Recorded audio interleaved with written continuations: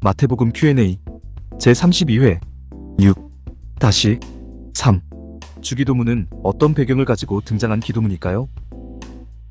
오늘은 질문을 드려보는 것으로 영상을 시작해보도록 하겠습니다.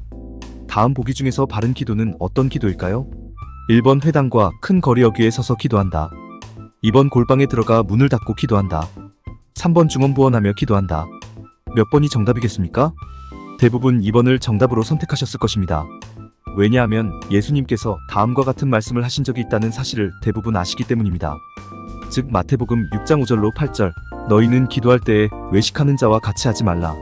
그들은 사람에게 보이려고 회당과 큰 거리 여기에 서서 기도하기를 좋아하느니라. 내가 진실로 너희에게 이르노니 그들은 자기 상을 이미 받았느니라. 너는 기도할 때에 네 골방에 들어가 문을 닫고 은밀한 중에 계신 내 아버지께 기도하라. 은밀한 중에 보시는 네 아버지께서 갚으시리라. 또 기도할 때에 이방인과 같이 중언부언하지 말라. 그들은 말을 많이 하여야 들으실 줄 생각하느니라. 그러므로 그들을 본받지 말라. 구하기 전에 너희에게 있어야 할 것을 하나님 너희 아버지께서 아시느니라. 이렇게 말씀하신 적이 있기 때문입니다. 그렇습니다. 예수님께서는 회당과 큰 거리 여기에 서서 기도하지 말고 중언부언하며 기도하지 말라고 말씀하셨습니다. 기도할 때에는 골방에 들어가 문을 닫고 기도하라고 말씀하셨습니다. 그래서 대부분 골방에 들어가 문을 닫고 기도하는 것을 바른 기도라고 대답하셨을 것입니다. 그렇다면 이런 기도는 바른 기도일까요?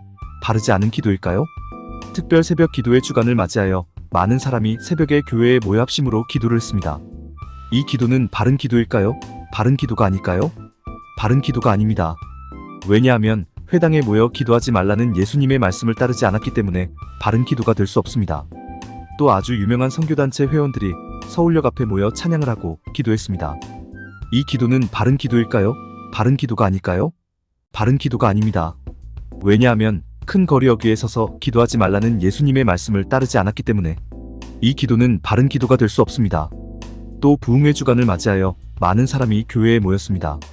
기도 인도자에 따라 주여, 주여, 주여 라고 삼창을 하고 하나님 나라의 부흥을 위해, 국가와 민족의 부흥을 위해, 교회의 부흥을 위해, 우리 집안의 부흥을 위해 뜨겁게 기도를 했습니다. 이 기도는 바른 기도일까요? 바른 기도가 아닐까요? 바른 기도가 아닙니다.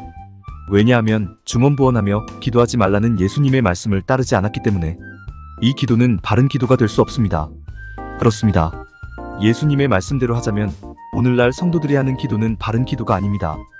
바른 기도가 되려면 골방에 들어가 문을 닫고 기도하는 것 이외에 다른 방법이 있을 수 없습니다.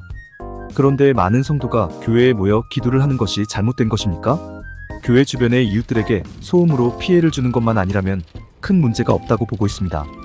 또 성도들이 거리에서 기도하는 것이 잘못된 것입니까? 그렇지 않습니다. 오고 가는 사람들에게 피해만 주지 않는다면 큰 문제가 없다고 보고 있습니다. 또 간절한 기도의 제목이 있을 때는 중언부언하며 기도를 할 수밖에 없습니다. 나도 모르게 중언부언을 하게 되는데 그것을 하지 말라는 것은 아예 기도하지 말라는 것과 다름이 없습니다. 즉 예수님의 말씀에도 이런저런 문제가 있다는 뜻이 됩니다. 그런데 예수님께서 문제가 있는 말씀을 하실 분입니까? 하지 않을 분입니까? 하지 않을 분입니다. 다시 말해 오늘 말씀을 액면 그대로 받아들여서는 안 된다는 뜻입니다. 진짜로 회당이나 큰 거리 여기에 서서 기도하지 말라는 말씀이 아니고 진짜로 중언부언하며 기도하지 말라는 말씀이 아니라는 뜻입니다. 진짜로 문을 닫고 골방에 들어가 기도하는 것만이 바른 기도라고 말씀하시는 것이 아니라는 뜻입니다. 오늘 말씀에서 가장 핵심이 되는 말씀은 5절에 외식하는 자와 같이 기도하지 말고 사람에게 보여주려고 기도하지 말라는 말씀입니다. 그런데 예수님께서 왜 이런 말씀을 하셨을까요? 그 이유는 아주 간단합니다. 그 이유는 사람들이 누군가에게 보여주려고 하는 기도, 즉 외식하는 자의 기도를 일삼고 있기 때문입니다. 그런데 사람들은 무슨 이유로 누군가에게 보여주려고 하는 기도를 하는 것일까요? 그 이유도 역시 간단합니다. 당시 이스라엘 사회를 지배하고 있던 유대교의 원리를 따르자면 보여주기 위한 기도를 할 수밖에 없기 때문입니다. 유대교는 사람들의 행위를 요구하는 종교입니다. 즉 율법을 잘 지키는 행위를 하면 하나님으로부터 상을 받고 율법을 잘 지키지 않는 행위를 하면 하나님으로부터 벌을 받는다고 유대교는 가르쳤습니다. 하나님 말씀을 잘 따르는 신실한 자의 행위를 하면 하나님으로부터 상을 받고 그렇게 하지 않으면 하나님으로부터 벌을 받는다고 유대교는 가르쳤습니다. 아주 오랜 시간 동안 이런 가르침을 받는 가운데 사람들의 신앙생활은 하나님께 보여주기 위한 형식적인 종교, 행위 위주의 신앙생활로 자리매김을 하게 될 수밖에 없었습니다. 그래서 기도도 결국은 하나님께 보여주기 위한 기도로 변질될 수밖에 없었던 것입니다. 그런데 문제는 예수님 당시가 아닙니다. 오늘날에도 이러한 보여주기식의 기도, 즉 외식하는 자의 기도가 여전히 성행하고 있다는 사실입니다. 여러분께 여쭈어 보겠습니다. 기도는 어떤 사람이 해야 하겠습니까? 기도해야 할 상황에 놓인 사람이 기도하는 것입니다. 기도해야 할 상황에 놓여 있지 않은데도 기도를 하는 것이 바로 보여주기식의 기도, 즉 외식하는 자의 기도가 되는 것입니다. 또 기도는 어디에서 하면 되겠습니까? 기도하기 위한 특별한 장소는 없습니다. 기도는 자기가 있는 곳에서 하면 그만입니다. 기도를 위해 일부러 교회에 나갈 필요도 없고, 기도를 위해 일부러 기도원을 찾을 필요도 없고, 기도를 위해 일부러 산을 찾을 필요도 없습니다. 만약 기도를 위해 일부러 이런 곳을 찾는다면 그것이 바로 보여주기식의 기도, 즉 외식하는 자의 기도입니다. 또 기도는 어느 시간에 하면 좋겠습니까? 기도에는 정해진 시간이 없습니다. 새벽도 좋고 아침도 좋고 오후도 좋고 밤도 좋습니다. 언제 기도를 하더라도 하나님은 다 듣고 계시기 때문입니다. 그런데 사람들은 특별한 시간을 선호합니다. 그렇게 특별한 시간을 택해서 기도하고 있다면 그것이 바로 보여주기식의 기도, 즉 외식하는 자의 기도입니다. 또 기도의 양은 어느 정도로 하면 되겠습니까? 기도의 양에는 정해진 것이 없습니다. 하나님께 하고 싶은 말을 다 했으면 기도를 끝내도 아무 상관없습니다. 10초도 상관없고 30초도 상관없습니다. 기도의 내용이 많으면 1시간이 걸려도 상관없습니다. 그런데 사람들은 기도하는 시간의 양을 따지려고 합니다. 기도의 양이 짧으면 하나님께서 성의 없는 기도라고 받아주지 않을지도 모른다고 생각합니다. 그래서 일부러 기도의 양을 늘리려고 애를 씁니다. 이것이 바로 보여주기식의 기도, 즉 외식하는 자의 기도입니다. 이처럼 기도는 기도해야 할 상황에 놓인 사람이 자기가 있는 곳에서 하고 싶은 시간에 하고 싶은 만큼 하면 되는 것입니다. 그것이 바른 기도입니다. 다시 말해 기도할 내용이 없는데도 정해놓은 시간에 정해놓은 장소에서 정해놓은 시간만큼 기도하는 것은 바른 기도가 아니라는 뜻입니다. 그런 기도가 바로 보여주기식의 기도이며 외식하는 자의 기도라고 예수님은 말씀하시는 것입니다. 그러면서 예수님께서 하시는 말씀이 마태복음 6장 9절, 그러므로 너희는 이렇게 기도하라라는 말씀입니다. 그리고 우리에게 주기도문이라고 알려진 기도를 가르쳐 주십니다. 먼저 여러분께 여쭈어 보겠습니다. 여러분은 예수님께서 알려주시는 기도를 듣고 당시 현장에 있던 사람들이 아주 훌륭한 기도라고 놀라워했으리라고 생각하십니까? 아니면 그것도 기도라고 알려주는 것이냐며 조롱을 했으리라고 생각하십니까? 대답하시기가 쉽지 않으십니까? 그럼 여러분들의 직접적인 느낌에 대해 여쭈어 보겠습니다. 여러분들은 예수님께서 가르쳐주신 주기도문을 듣고 어떤 느낌을 받으셨습니까? 아주 훌륭하고 아주 모범적인 기도라고 느끼셨습니까? 아니면 하나님께 감격을 드리고 감동을 드리기에는 조금 부족한 기도라고 느끼셨습니까? 전자입니까? 후자입니까? 역시 대답하기가 쉽지 않으십니까? 제가 대신 대답을 해드리겠습니다. 여러분들은 예수님의 주기도문으로는 충분하지 않다고 생각을 하십니다. 증거가 있느냐고 묻고 싶은 분이 계실 것입니다. 증거가 있습니다.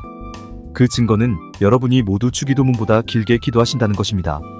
간단한 식사 기도가 아니라면 주기도문보다 더 짧게 기도하시는 분들은 거의 없으실 것입니다. 특히 예배 때 대표 기도를 하시는 분들의 기도는 주기도문보다 10배는 더 길고 주기도문보다 10배는 더 은혜롭습니다. 이것이 오늘날 사람들이 주기도문을 그렇게 대단한 기도로 여기지 않는다는 한 증거입니다. 예수님께서 가르쳐주신 기도라고 해서 대단히 높은 가치를 부여하고는 있으나 그렇게 수준 높은 기도로 여기지 않습니다. 예수님 당시 사람들도 그랬습니다. 예수님께서 이 기도를 가르쳐주는 순간 사람들은 아주 놀라워했습니다. 아주 훌륭하고 아주 모범적인 기도라서가 아니라 내용이 아주 특별해서가 아니라 기도가 아주 짧다는 것에 아주 놀라워했습니다. 왜냐하면 당시 사람들의 기도는 보여주기식의 기도였기 때문입니다. 즉 외식하는 자의 기도였기 때문입니다. 하나님께 보여주기 위한 기도, 사람들에게 보여주기 위한 기도, 자신의 신앙이 얼마나 두터운지 과시하기 위한 기도, 자신의 기도 내용이 얼마나 조리 있고 치밀한지 자랑하기 위한 기도였기 때문입니다. 그런 기도에 익숙한 사람들에게 채 1분도 걸리지 않은 기도를 가르치고 있으니 사람들은 놀랄 수밖에 없었던 것입니다. 정리하겠습니다. 오늘 영상 제목은 주기도문은 어떤 배경을 가지고 등장한 기도문일까요? 입니다. 이제 여러분들은 제가 드리고자 하는 말씀의 흐름을 잡으셨을 것입니다. 예수님은 유대교의 그릇된 원리에 사로잡혀 보여주기식의 기도, 즉 외식하는 자의 기도를 해야만 하는 사람들에게 그렇게 할 필요가 없다고 말씀하시는 것입니다. 하나님께 혹은 남들에게 보여주기 위해서 사람들이 가장 많이 왕래하는 시간과 장소에서 장황하게 기도할 필요가 없다고 말씀하시는 것입니다. 그러면서 이 정도로만 기도해도 충분하다고 제안을 하시는 기도가 바로 주기도문입니다. 즉 주기도문은 훌륭한 기도의 샘플로서, 모범적인 기도의 샘플로서 등장하는 것이 아니라 이 정도로만 기도해도 하나님은 충분히 기뻐하시고 충분히 수용하시고 충분히 응답하신다는 것을 보여주는 것입니다. 다음 영상에서는 이 기도 속에 담긴 의미에 대해 살펴보는 시간을 가져보도록 하겠습니다. 공감이 되었다면 구독과 좋아요, 알림 설정 부탁드립니다. 하나님의 말씀을 바르게 전하는데 큰 도움이 될 것입니다. 평등하고 공정하며 정의롭고 행복한 세상을 이루는데 큰 도움이 될 것입니다.